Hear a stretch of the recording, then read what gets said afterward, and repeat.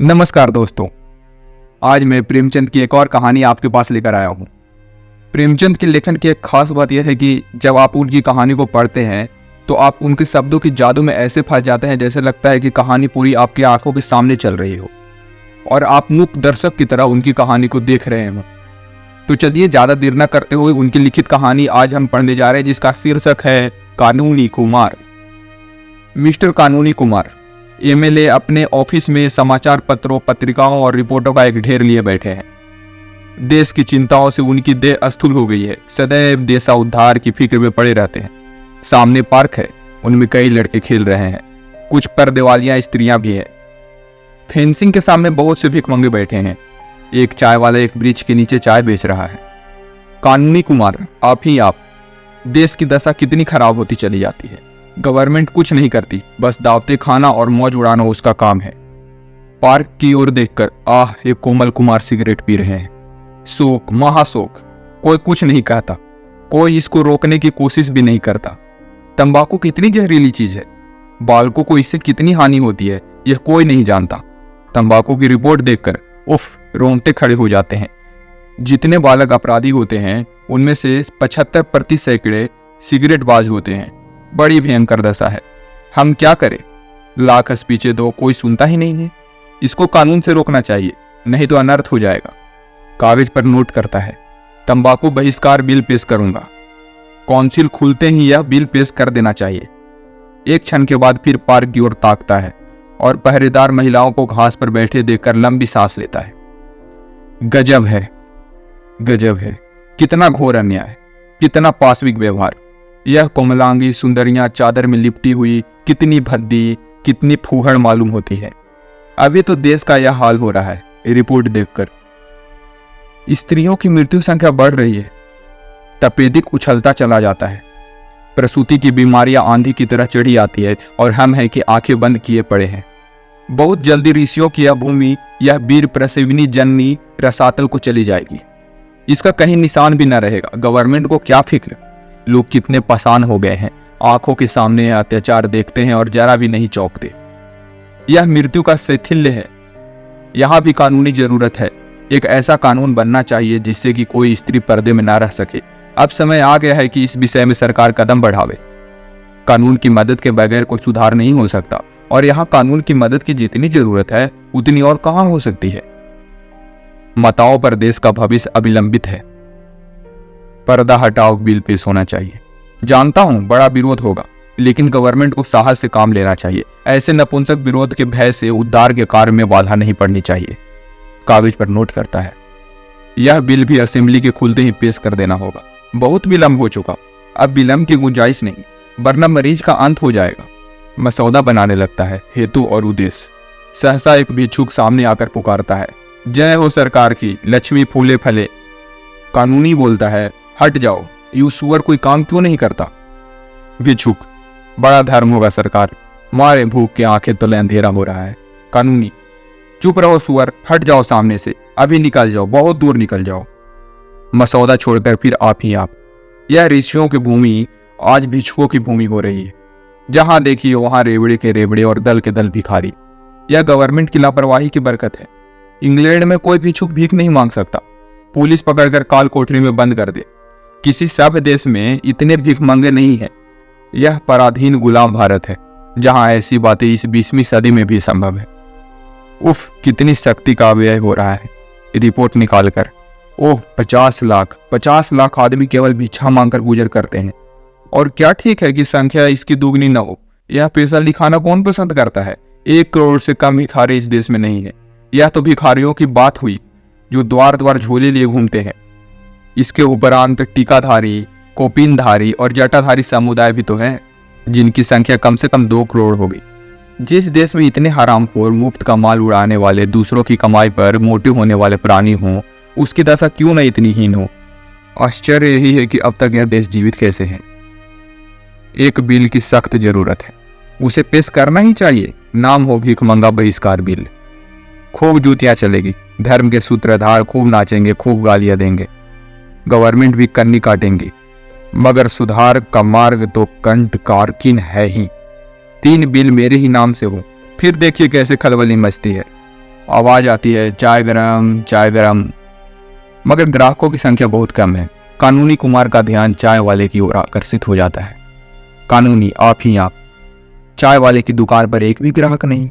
कैसा मूर्ख देश है, इतनी बलवर्धक वस्तु और ग्राहक कोई नहीं। सब देशों में पानी की तरह चाय पी जाती है। रिपोर्ट देखकर इंग्लैंड में 5 करोड़ पाउंड की चाय जाती है। इंग्लैंड वाले मूर्ख नहीं है, उनका आज संसार पर आधिपत्य है। इसमें चाय का कितना बड़ा भाग है, कौन इसका अनुमान कर सकता है। यहाँ बेचारा चाय वाला खड़ा है और कोई उसके पास नहीं भटकता। चीन वाले चाय पीकर स्वाधीन हो गए, मगर हम चाय न पियेंगे। क्या अकल है, गवर्नमेंट का सारा दोष है। कीटों से भरे हुए दूध के लिए इतना शोर मचता है, मगर चाय को कोई नहीं पूछता, जो कीटों को खाली उत्तेजक और पुष्टिकारक है। सारे देश की मति मारी गई। नोट करता है, गवर्नमेंट से प्रश्न करना चाहिए। असेंबली खुलते ही प्रश्नों का तांता बांध दूंगा। प्रश्न क्या, गवर्नमेंट बताएगी कि गत 5 सालों में भारतवर्ष में चाय की खपत कितनी बढ़ी है और उसका सर्वसाधारण में प्रचार करने के लिए गवर्नमेंट ने क्या कदम लिए हैं।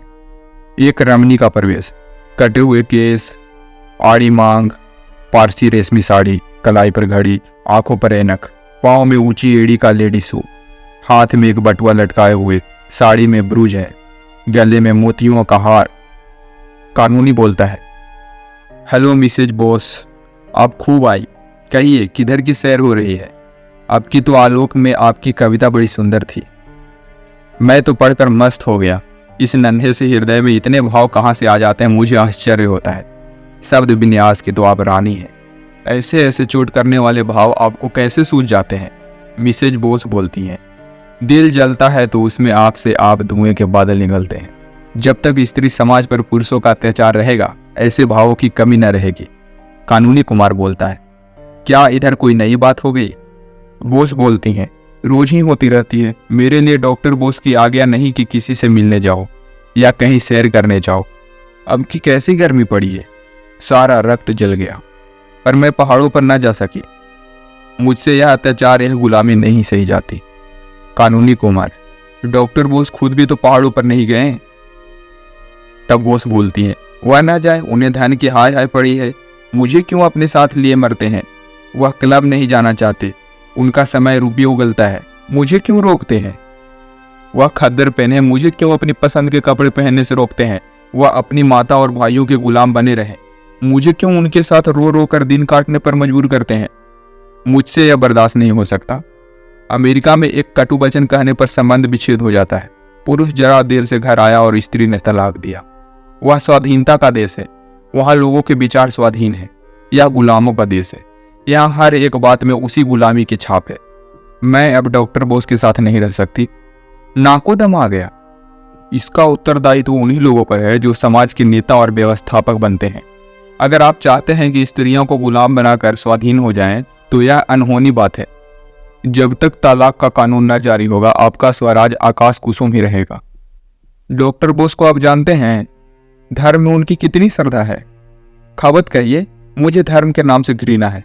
इसी धर्म ने स्त्री जाति को पुरुष की दासी बना दिया है। मेरा बस चले तो मैं सारे धर्म के पोथियों को उठाकर परनाले में फेंक दूं। मिसेज एयर का प्रवेश होता है। गोरा रंग, ऊंचा कद, ऊंचा गाउन, गोल हांडी की सी टोपी, आंखों पर ऐनक, चेहरे पर पाउडर, गालों और ओठों पर सुर्ख पेंट, रेशमी जुराबे और ऊंची एड़ी के जूते। कानूनी कुमार हाथ बढ़ाकर, हेलो मिसेज एयर, आप खूब आई। कहिए किधर की सैर हो रही है। आलोक में अब की आपका लेख अत्यंत सुंदर था, मैं तो पढ़कर दंग रह गया।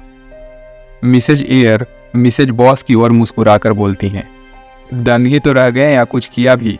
हम स्त्रियां अपना कलेजा निकाल कर रख दें, लेकिन पुरुषों का दिल न पसीजेगा। मिस बॉस बोलती है, सत्य, बिल्कुल सत्य। मिस एयर, मगर इस पुरुष राज का बहुत जल्द अंत हुआ जाता है। स्त्रियां अब कैद में नहीं रह सकती। मिस्टर एयर की सूरत मैं नहीं देखना चाहती। मिसेज बॉस मुंह फेर लेती है। कानूनी मुस्कुराकर, मिस्टर एयर तो खूबसूरत आदमी है। लेडी एयर, उनकी सूरत उन्हें मुबारक रहे। मैं खूबसूरत पर अधीनता नहीं चाहती, बदसूरत स्वाधीनता चाहती हूँ। वह मुझे अब की जबरदस्ती पहाड़ पर ले गए। वहाँ की शीत मुझसे नहीं सही जाती। कितना कहा कि मुझे मत ले जाओ, मगर किसी तरह न माने। मैं किसी के पीछे कुतिया की तरह नहीं चलना चाहती। मिसेज बोस उठकर खिड़की के पास चली जाती है। कानूनी कुमार बोलता है, अब मुझे मालूम हो गया है कि तलाक का बिल असेंबली में पेश करना पड़ेगा। मिस एयर, खैर आपको मालूम तो हुआ, मगर शायद कयामत में। कानूनी कुमार बोलते हैं, नहीं मिसेज एयर, अब की छुट्टियों के बाद ही यह बिल पेश होगा और धूमधाम के साथ पेश होगा। बेशक पुरुषों का अत्याचार बढ़ रहा है।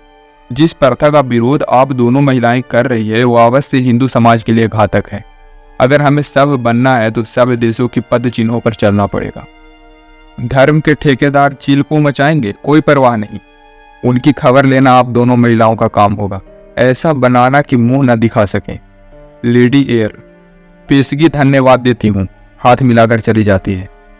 मिसेज बोस खिड़की के पास आकर, आज इसकी घर में घी का चिराग जलेगा। यहाँ से सीधे बोस के पास गई होगी। मैं भी जाती हूँ, चली जाती है। कानूनी कुमार एक कानून की किताब उठाकर उसमें तलाक की व्यवस्था को देखने लगता है कि मिस्टर आचार आते हैं।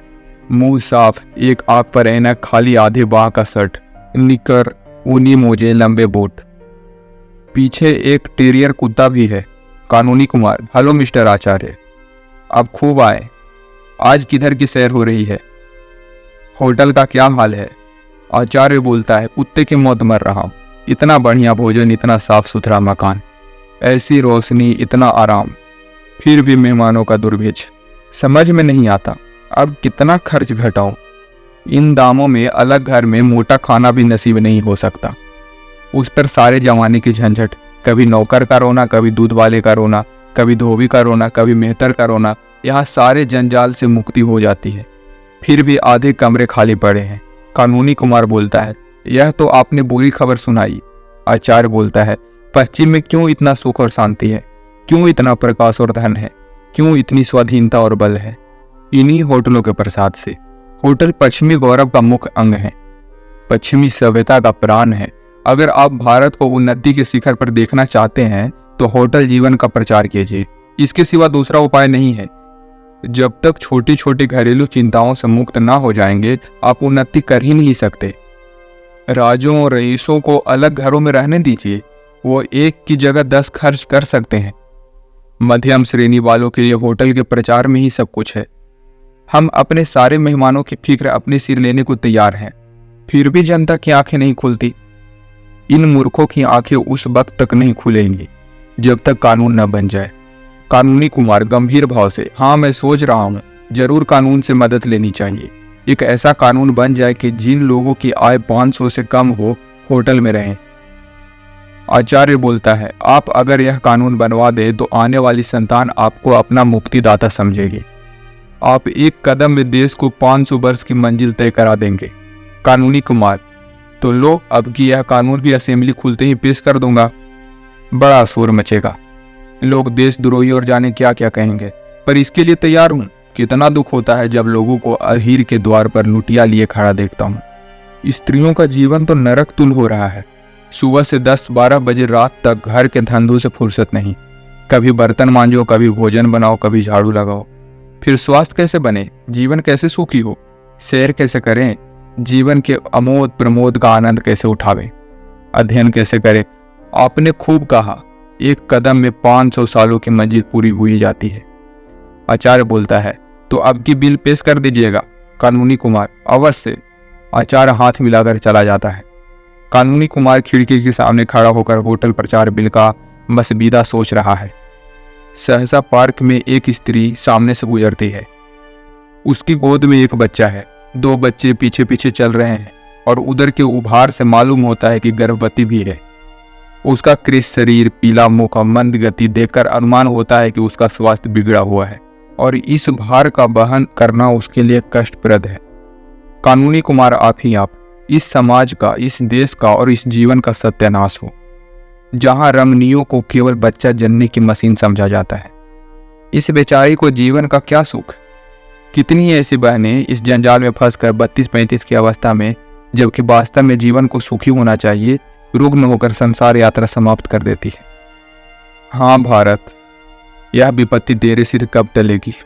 संसार में ऐसे ऐसे पाषाण हृदय मनुष्य पड़े हुए हैं जिन्हें इन दुखियारियों पर जरा भी दया नहीं आती। ऐसे अंधे, ऐसे पाषाण, ऐसे पाखंडी समाज को, जो स्त्री को अपनी वासनाओं की बेदी पर बलिदान करता है, कानून के सिवा और किस विधि से सचेत किया जाए? और कोई उपाय ही नहीं है। नर हत्या का जो दंड है वही दंड ऐसे मनुष्यों को मिलना चाहिए। मुबारक होगा वह दिन जब भारत में इस नशीनी प्रथा का अंत हो जाएगा। स्त्री का मरण, बच्चों का मरण और जिस समाज का जीवन ऐसी संतानों पर आधारित हो उसका मरण। ऐसे बदमाशों को क्यों दंड न दिया जाए? इतने अंधे लोग हैं। भिखारी का यह हाल है कि भर पेट किसी को रोटियां नहीं मिलती, बच्चों को दूध सपन में भी नहीं मिलता, और ये अंधे हैं कि बच्चे पर बच्चे पैदा किया करते हैं। संतान निग्रह बिल की जितनी जरूरत है इस देश को, उतनी और किसी कानून की नहीं। असेंबली खुलते ही यह बिल पेश करूंगा। प्रलय हो जाएगा यह जानता हूं, पर उपाय ही क्या है? 2 बच्चों से ज्यादा जिसके हो उससे कम 5 वर्ष की कैद, उसमें 5 महीने से कम काल कोठरी न हो। जिसकी आमदनी 100 रुपये से कम हो उसे संतानोत्पत्ति का अधिकार ही न हो। मन में बीन के बाद की अवस्था का आनंद लेकर कितना सुखमय जीवन हो जाएगा। हाँ, एक दफा यह भी रहे कि एक संतान के बाद कम से कम 7 वर्ष तक दूसरी संतान न आने पावे। तब इस देश में सुख और संतोष का साम्राज्य होगा। तब स्त्रियों और बच्चों के मुख पर खून की सुर्खी नजर आएगी। तब मजबूत हाथ पैर और मजबूत दिल और जिगर के पुरुष उत्पन्न होंगे। मिसेज कानूनी कुमार का प्रवेश। कानूनी कुमार जल्दी से रिपोर्टों और पत्रों को समेट लेता है और एक उपन्यास खोलकर बैठ जाता है। मिसेज, क्या कर रहे हो? वही धुन। कानूनी कुमार, उपन्यास पढ़ रहा हूं। मिसेज, तुम सारी दुनिया के लिए कानून बनाते हो, एक कानून मेरे लिए भी बना दो। इससे देश का जितना बड़ा उपकार होगा उतना और किसी कानून से ना होगा। तुम्हारा नाम अमर हो जाएगा और घर घर तुम्हारी पूजा होगी। कानूनी कुमार बोलता है, अगर तुम्हारा ख्याल है कि मैं नाम और यश के लिए देश की सेवा कर रहा हूं तो मुझे यही कहना पड़ेगा कि तुमने मुझे रत्ती भर नहीं समझा। मिसेज बोलती हैं, नाम के लिए काम कोई बुरी काम नहीं। तुम्हें यश की आकांक्षा हो तो मैं उसकी निंदा न करूंगी, भूलकर भी नहीं। मैं तुम्हें एक ऐसी ही तदबीर बता दूंगी जिससे तुम्हें इतना यश मिलेगा कि तुम उग जाओगे। फूलों की वर्षा होगी कि तुम उसके नीचे दब जाओगे। गले में इतने हार पड़ेंगे कि तुम गर्दन सीधी कर ना सकोगे। कानूनी कुमार उत्सुकता को छुपाकर, कोई मजाक की बात होगी। देखो मिन्नी, काम करने वाले आदमी के लिए इससे बड़ी दूसरी बाधा नहीं कि उसके घर वाले उसके काम की निंदा करते हों। मैं तुम्हारे इस व्यवहार से निराश हो जाता हूँ। मिसेज, तलाक का कानून तो बनाने जा रहे हो, अब क्या डर है? कानूनी कुमार, फिर वही मजाक। मैं चाहता हूं तुम इन प्रश्नों पर गंभीर विचार करो। मिसेज, मैं बहुत गंभीर विचार करती हूं, सच मानो। मुझे इसका दुख है कि तुम मेरे भावों को नहीं समझते। मैं इस वक्त तुमसे जो बात करने जा रही हूं उसे मैं देश की उन्नति के लिए आवश्यक ही नहीं परम आवश्यक समझती हूं। मुझे इसका पक्का विश्वास है। कानूनी कुमार पूछने की हिम्मत तो नहीं पड़ती, अपनी झेप मिटाने के लिए हंसता है। मिसेज बोलती हैं, मैं खुद ही कहने आई हूं, हमारा वैवाहिक जीवन कितना लज्जास्पद है, तुम खूब जानते हो। रात दिन रगड़ा झगड़ा मचा रहता है। कहीं पुरुष स्त्री पर हाथ साफ कर देता है, कहीं स्त्री पुरुष की मूंछों के बाल नोचती है। हमेशा एक नद एक गुलखिला ही करता है। कहीं एक मुंह फुलाए बैठा है, कहीं दूसरा घर छोड़ भाग जाने की धमकी दे रहा है। कारण जानते हो क्या है? कभी सोचा है? पुरुषों की रसिकता और कृपणता, यही दोनों एक मनुष्य जीवन को नरक तुल बनाए हुए हैं। जिधर देखो अशांति है, विद्रोह है, बाधा है। साल के लाखों हत्याएं इन्हीं बुराइयों के कारण हो जाती है। लाखों स्त्रियां पतित हो जाती है, पुरुष मद्य सेवन करने लगते हैं। यह बात है कि नहीं? कानूनी कुमार, बहुत सी बुराइयां ऐसी है जिन्हें कानून नहीं रोक सकता। मिसेज कहा मारकर, अच्छा, क्या आप भी कानून की अक्षमता स्वीकार करते हैं? मैं यह न समझती थी। मैं तो कानून को ईश्वर से ज्यादा सर्वव्यापी सर्वशक्तिमान समझती हूँ। कानूनी कुमार बोलता है, फिर तुमने मजाक शुरू किया। मिसेज, अच्छा लो, कान पकड़ती हूँ, अब न हंसूंगी। मैंने उन बुराइयों को रोकने का एक कानून सोचा है। उसका नाम होगा दंपति सुख शांति बिल। उसकी 2 मुख्य धाराएं होंगी और कानूनी बारीकियों को तुम ठीक कर लेना। एक धारा होगी कि पुरुष अपनी आमदनी का आधा बिना कान पूछ हिलाए स्त्री को दे दे। अगर ना दे तो 5 साल कठिन कारावास और 5 महीने काल कोठरी। दूसरी धारा होगी 15 से 50 तक के पुरुष घर से बाहर न निकले। अगर कोई निकले तो 10 साल का कारावास और 10 महीने काल कोठरी। बोलो मंजूर है? कानूनी कुमार गंभीर होकर, असंभव, तुम प्रकृति को पलट देना चाहती हो। कोई पुरुष घर में कैदी बनकर रहना स्वीकार न करेगा। मिसेज बोलती है, वह करेगा और उसका बाप करेगा। पुलिस डंडे के जोर से कराएगी, ना करेगा तो चक्की पीसनी पड़ेगी। करेगा कैसे नहीं? अपनी स्त्री को घर की मुर्गी समझना और दूसरे स्त्रियों के पीछे दौड़ना क्या खाला जी का घर है? तुम अभी इस कानून को अस्वाभाविक समझते हो। मत घबराओ, स्त्रियों का अधिकार होने दो। यह पहला कानून न बन जावे तो कहना कि कोई कहता था। स्त्री एक एक पैसे के लिए तरसे और आप गुलछरे उड़ाएं। आधी आमदनी स्त्री को दे देनी पड़ेगी, जिसका उससे कोई हिसाब न पूछा जा सकेगा। कानूनी कुमार, तुम मानव समाज को मिट्टी का खिलौना समझती हो। मिसेज, कदापि नहीं। मैं यह समझती हूँ कि कानून सब कुछ कर सकता है, मनुष्य का स्वभाव भी बदल सकता है। कानूनी कुमार बोलता है, कानून यह नहीं कर सकता। मिसेज बोलती है, कर सकता है। कानूनी कुमार, नहीं कर सकता। मिसेज कहती है, कर सकता है। अगर वह जबरदस्ती लड़कों को स्कूल भेज सकता है, अगर वह जबरदस्ती विवाह की उम्र नियत कर सकता है, अगर वह जबरदस्ती बच्चों को टीका लगवा सकता है, तो वह जबरदस्ती पुरुषों को घर में बंद भी कर सकता है। उसकी आमदनी का आधा स्त्रियों को दिला सकता है। तुम कहोगे पुरुष को कष्ट होगा। जबरदस्ती जो काम कराया जाता है उसमें करने वाले को कष्ट होता है। तुम उस कष्ट का अनुभव नहीं करते, इसीलिए वह तुम्हें नहीं अखरता। मैं यह नहीं कहती कि सुधार जरूरी नहीं। मैं भी शिक्षा का प्रचार चाहती हूँ। मैं भी बाल विवाह बंद कराना चाहती हूँ। मैं भी चाहती हूँ कि बीमारियां ना फैले, लेकिन कानून बनाकर जबरदस्ती यह सुधार नहीं करना चाहिए।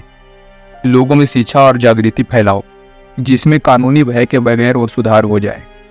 आपसे कुर्सी तो छोड़ी जाती नहीं, घर से निकला जाता नहीं। शहरों की विलासिता को एक दिन के लिए भी नहीं त्याग सकते, और सुधार करने चले हैं आप देश का।